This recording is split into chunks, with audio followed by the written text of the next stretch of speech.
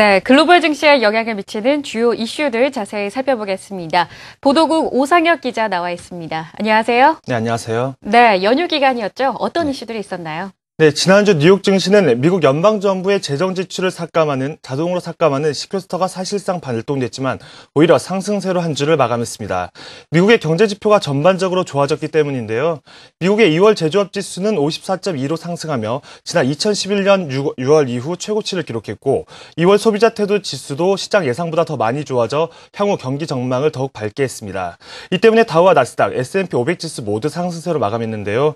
특히 다우 지수는 종가 기준으로 사상 최고점인 지난 2007년 10월 9일에 14,163.53에 100포인트도 채 남지 않았습니다. 하지만 먼저 마감한 유럽 증시는 미국과는 정반대로 경제 지표가 일제히 부진한 모습을 보이면서 하락 마감했습니다. 대부분 하락했습니다. 유로존의 2월 제조업 구매관리자 지수가 19개월 연속으로 위축세를 보인 데다 실업률도 또다시 사상 최고치를 경신하면서 투자 심리가 급속히 냉각됐습니다. 해외 주요 이슈들 함께 살펴보시죠. 먼저 호재성 재료입니다. 벤 버냉키 미국 연방준비제도 의장이 기준금리를 너무 일찍 올리면 경기 회복에 상당한 위험이 될 것이라고 밝히면서 연준이 통화정책 완화 기조를 고수할 것임을 재차 확인했습니다.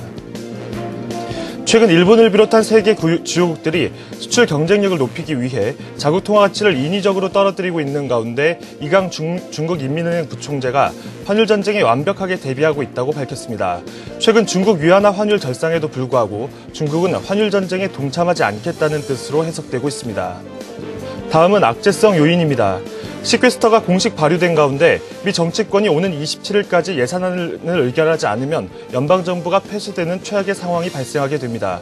이어 오는 5월 19일까지 국가채무 한도에 대해서도 백악관과 의회가 조치를 하지 않을 경우 미국이 국가부도 사태를 맞는 등 미국은 물론 세계 경제가 대혼란에 빠질 것으로 우려됩니다.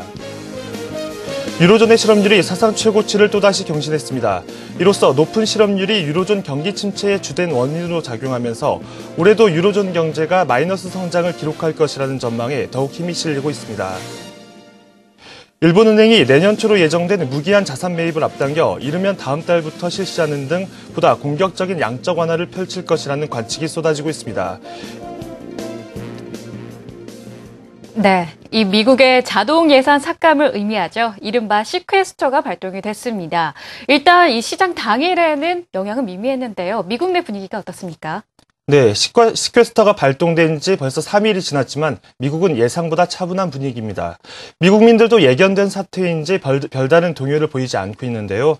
다만 의회만 소란스러울 뿐입니다. 오바마 행정부와 공화당은 주말에도 서로에게 책임을 떠넘기면서 여전히 치킨 게임을 벌였습니다. 버락 오바마 대통령은 주례 라디오 연설에서 공화당이 부유층 증세에 반대해 시퀘스터를 초래했다고 비판했는데요. 오바마 대통령은 이번 사태가 현명하지 못한 것이라며 협상 타결을 다시 촉구했습니다.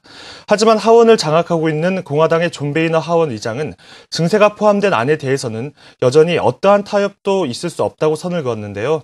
오바마 대통령이 혹독한 예산 삭감이 이미 전국에 걸쳐 미국민에게 고통을 끼치기 시작했다고 주장한 데 대해서도 시퀘스터의 영향을 과장하고 있다고 반박했습니다.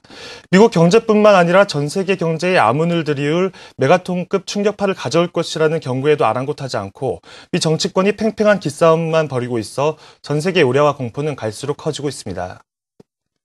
네, 이 한 주를 시작하는 월요일입니다. 이번 주 주목해야 할 이슈들 정리를 해주시죠. 네, 시퀘스터가 발동된 가운데 이번 주 정부 폐쇄라는 최악의 상황을 막기 위해 정치권의 행보에 관심이 집중될 것으로 예상됩니다. 존 베이너 하원 의장이 오는 27일 임시 예산안 종료 이후 정부 자금 조달을 위해 이번 주 지속적으로 표결 처리를 모색할 것이라고 말하면서 정부 폐쇄 등 극단적인 상황은 연출되지 않을 것임을 시사했는데요. 오바마 대통령도 정부 폐쇄를 막기 위해 예산안을 연장하는 조치는 의회가 해야 할 올바른 일이라고 압박하고 있기 때문에 양측이 이번 주 회동을 가질지 여부에 시장이 촉각을 곤두세우고 있습니다. 이런 가운데 유로존에서는 4일 유로존 재무장관들이 회의를 갖고 다음 날인 5일에는 전체 유럽연합 27개국 재무장관들이 회의를 갖습니다. 이 자리에서는 연정 구성에 난항을 겪고 있는 이탈리아 문제가 논의될 것으로 예상됩니다. 한편 이번 주에는 주요국들의 통화정책 회의도 몰려 있는데요. 오는 7일에는 영국 중앙은행인 영란은행과 유럽중앙은행 ECB가 통화정책 회의를 열고 추가 부양 여부를 논의합니다.